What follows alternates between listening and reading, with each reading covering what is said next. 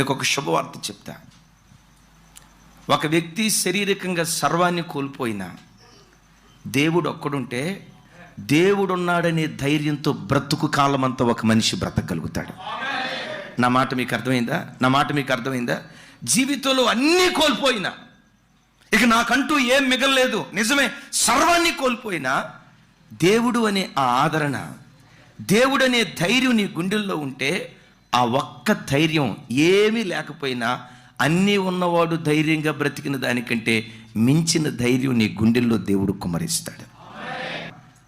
జీవితంలో ఏమీ లేకపోయినా యేసయ్య నాకున్నాడు, నేను ఆరాధించే దేవుడు నాకున్నాడు, నేను సేవించే దేవుడు నాకు తండ్రిగా, నాకు తల్లిగా, భర్తగా, కుమారుడిగా, జీవితంలో సమస్తంగా నా దేవుడు ఉన్నాడని ఆ ఒక్క ధైర్యం నీకుంటే సర్వం కోల్పోయిన సింహంలాగా నిబ్బరంగా బ్రతికే కృప దేవుడు అనుగ్రహిస్తాడు.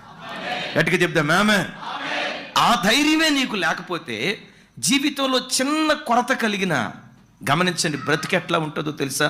శూన్యంలాగా ఉంటుంది, సర్వస్వాన్ని కోల్పోయినట్లుగా అనిపిస్తుంది.